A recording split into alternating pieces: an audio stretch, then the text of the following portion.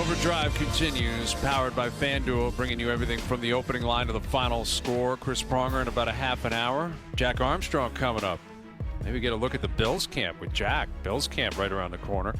Get his take on the draft last night, what the Raptors did with the 9th pick, what else they could do leading up to free agency. So it'll be good to catch up with him. And speaking of free agency, free agent frenzy taking place on Tuesday beginning at 11 a.m. throughout all of the TSN platforms, and the man that will be running the program, running the show, joins us now. Here's James Duffy. How you doing, JD? I'm good, boys. Excellent. Well, are you excited for tomorrow as well? You and Brendan Gallagher taking on the O-Dog and Nazem Kadri, the Navigator Cup. How are we feeling about things? Very excited. This is, I think, my last appearance on the Overdrive program this year, and I think what happens tomorrow with Copetown Woods may decide if it's my last appearance ever, if I'll be banned from the program by one of your co-hosts because he doesn't like what happens out there. So what is the format? Wow. Like, I want to know the format. Like, let's just play golf like grown men, straight match. Us you're what are you talking about? You're from the Blacks, and on every hole I tee off from the 100 yards away. Well, there's a handicapping process. I mean, come on, you do the same thing. You're like, we'll just play straight up. Three elite athletes out there, and also O, and so I think it'll be handicapped appropriately. No, I think it's a scramble O, 2-man scramble.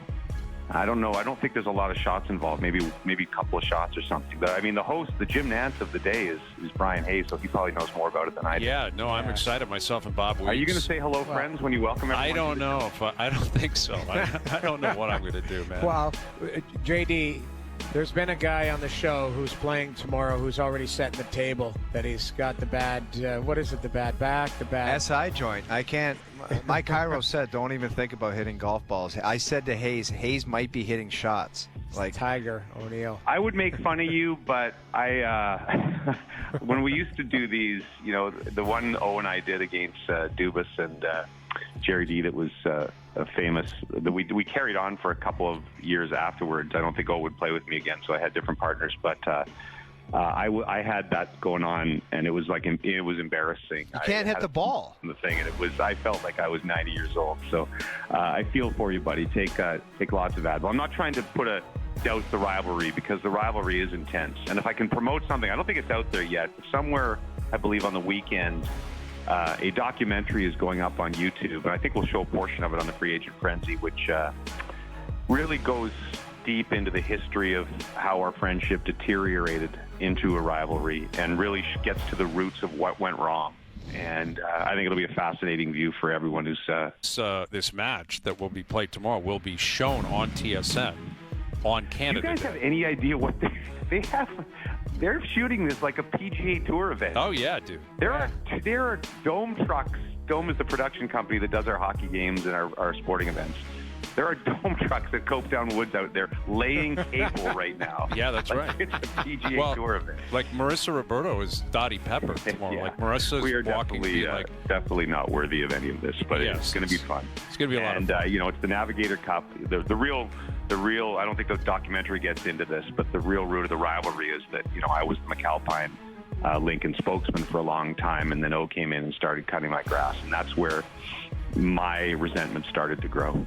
Okay. Well, we look forward to that again up on TSN's YouTube channel. All of this kind of stuff can be found throughout TSN throughout the weekend into Canada Day. So it sounds like there'll be a new CBA between the NHL and the NHLPA. I think what sticks out the most, if you're a fan, is that they're going to 84 games. It's ridiculous. It is. I'm sorry. It's ridiculous. You want more games of watered down, like watered down's a strong No, it's word. right. It's right. But and wait till there's 34 teams, Noodles. That's what I mean. You want 84 games now? Yeah, they got the 8 wrong. The 8 should be 7. Yes, I agree. Well, LeBrun, put out a tweet last week, and he's been on this for a long time, and you may have had him on, which I think is probably his most liked tweet ever, and I could not have agreed with him more on every aspect of it about how the season, if anything, should be shorter, but if it's 82 games, it should start in mid-September after 3 or 4 exhibition games, and the cup should be handed out with a number with May in front of it.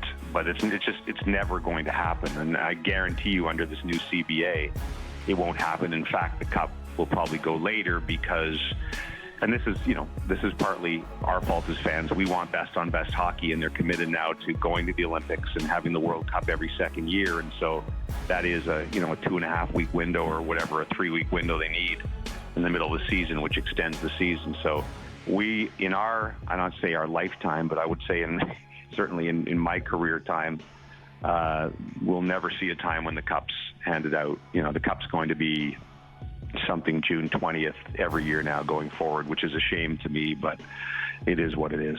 Well, I want to pop in here, like them saying 84 games. Yes, it's going to be a shortened preseason. Do you think guys play most preseason? Most veterans play 2 games. Right. They're still going to play 2 games in the preseason. Now you got to add 2 more onto the body. Insane, man. And then you look at teams like, I'll give Florida Panthers. They play 82 games. They play 20 whatever in the playoffs. And then you got guys at the Four Nations face-off. This year it's the Olympics. They're going to add games in. And then they're going to expect to play. It's just too much. At some point, it's the top players are going to get – they're going to suffer most. Jamie, why didn't the players say, don't even think about asking us to play 2 more games? I don't understand. We're all really happy that they're going to be a new CBA because the 2 most miserable years of my career were the lockout years, in particular 04, 05, which was just, we were on there every single day with the insiders talking about nothing but money and caps and percentages, and I wanted to stick a pen in my eye every single day. And the half-season one was almost as bad. And so I think, I'll stand up and applaud the fact that they're going to get this done and we're not going to have any sort of turbulence. But I'm with O that I'm surprised that there wasn't pushback, especially from the best guys, to say, whoa, this is too much, guys. It's too much to add 2 games, to play best on best that often, even though I know the players want that, to hand out the Cup at the end of June. So it's essentially just, 2 months off for the teams that go deep. So that would be my one surprise, is that the top end players in the league didn't push back on that a little bit. But I guess it's all revenue generated, and the percentage of the revenue that the players get. So that's probably why they didn't. Well, exactly. That's what it comes down to. It's a gate-driven league, and this is more money. It's 2 more games for every team and an extra. My wife was asking me the other day about baseball. She said, "Why is baseball?" I was not a sports fan. Why is baseball on every day? And why do they play 162 games? And it is, if you take a step back from it, you do wrap your head around that they play basically every day. Crazy. With 1 day off for 6 months is nuts. Now, baseball is nowhere near hockey. It's not in the same world as hockey. Hockey would probably be closer to football. It's not football with the impact by any sense of the imagination, but hockey is also not basketball, where there's a lot of grind on there, but there's not the physical contact. So I think an 84-game season for a sport as physical as hockey is a bit out of proportion with everything else. Well, and as you pointed out, Olympics this year, then they're launching into the World Cup every year. So there will be international hockey every 2 years. Well, let's look at the best players. So, I was going to say McDavid, but let's say Matthew Tkachuk. He is, he told me last year that he plans for, and obviously rightfully so, he plans to be finished at the end of June every year. That's what he trains for. That's what he plans for. That's what he schedules everything around, and he's been right 3 years in a row, essentially. But so Matthew Tkachuk will play in every best-on-best tournament, and the Florida Panthers look like they're going nowhere. And so, this guy, of course, the injury this year took him out for a while, but there's no end in sight to him